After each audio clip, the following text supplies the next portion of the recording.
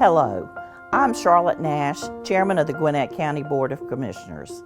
For a decade, the Good Samaritan Health Center of Gwinnett has been an important part of the safety net for uninsured families here. However, the organization is at a critical point. Current facilities limit its ability to serve the community.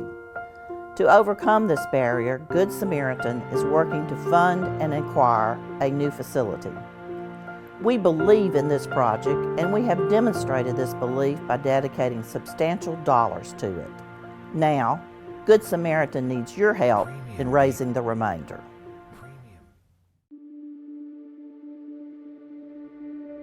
The parable of the Good Samaritan, most people understand it as being that the Samaritan showed compassion to the injured man on the side of the road, knelt down to take care of his wounds, and then provided for his accommodation until he was well. So we see ourselves representing the Good Samaritan through our compassion, but also through our open door policy. Good Sam provides a service in our community, unfortunately, that's needed. Basically, you have a group of individuals who either have no insurance or they have a low income and can't afford full fare medical care, and there's a lot of those folks these days. Without the Good Samaritan, a good number of the people that we serve would have no care.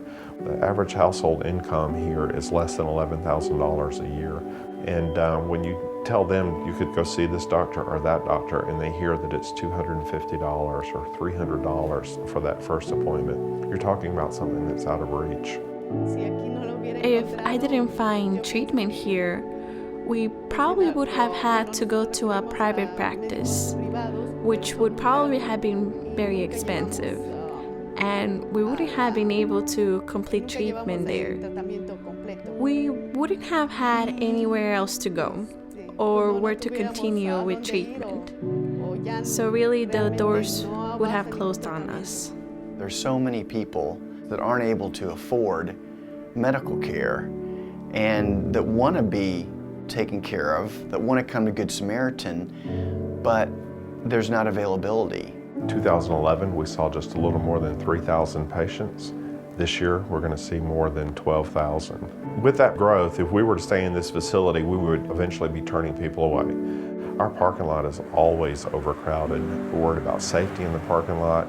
We're on a very busy intersection, and people park in other business lots and then walk across 7 lanes of traffic to get to us. Our volunteers stand on top of each other. They literally work at the kitchen table. They share desks, they share phones. Many of them work standing up at a countertop. We have 8 exam rooms here, and we struggle to serve 50 plus people a day. More than that, we mix adults and children in the waiting room and in the hallways. We have no segregated bathrooms. So if you look at the number of employees, the patients, the volunteers, which are medical volunteers, administrative volunteers, interpreters who volunteer, you only put so many people in the parking lot, only so many people in the building.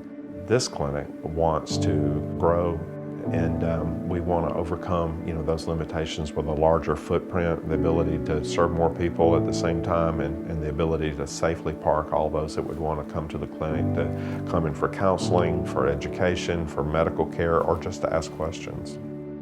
People think about health as just being whether or not you feel sick or don't feel sick. If someone's sick, there's not much else that they can do productively. They can't function in the way they should. They can't take care of their families. They can't work. They can't do the things that keeps the community strong. And so we don't want sick people. We don't want weak people in our community. We want to help them. And there again, not just physically, we want to help them spiritually and emotionally. They can go home to their families and feel good about the fact, I'm going to get better. Nobody wants to stay sick. Our community ought to be able to provide that care, whether people have insurance or not. Every person is of the same value to God. It doesn't matter what color you are, what race or anything. They bring you in, they're going to take care of you, and they're going to make you feel very comfortable here at the Good Samaritan. This is not just about a building.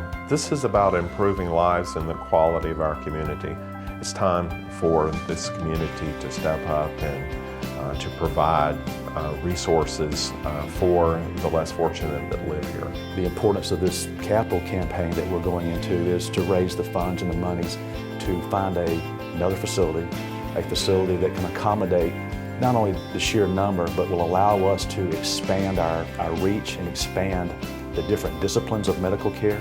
We would like to provide dental care just as a matter of routine wellness, but also to help people overcome visible obstacles that might make them undesirable in the workplace. Having the space to easily accommodate these folks, I think will just open the doors for us and make people feel more comfortable to come in there and get the medical services they need. It motivates you to think that a new building, it's a new life. Imagine being in their shoes where you're sick, you don't feel well. Moreover, imagine a mother or father having a child that's sick. You've got to do something. And having a place like Good Samaritan there for those people to know that they're welcome and can be accommodated. It's just a great place in our community to have. They are really angels here on earth. They really are. They are one of the most unique facilities and groups of professionals to help the needy. And I happen to be in that group of the needy. Nobody knows when you'll be there. None of us know that. Whether you're a highly trained professional or not, we don't know what tomorrow holds. And I think it's very important that you give to an organization that is making a change in the community.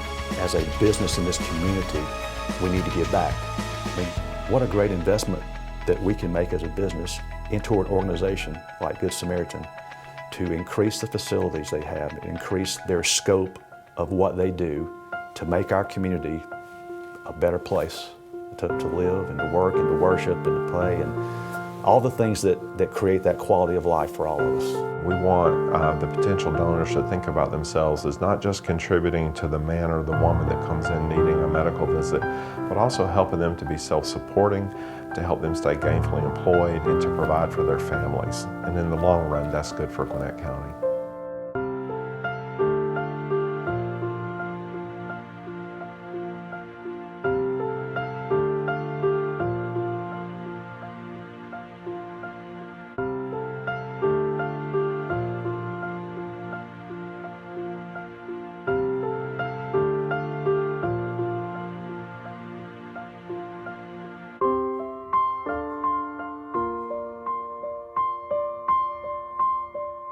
It's a small investment for a long-term return on people's lives and on our businesses and this community as a whole.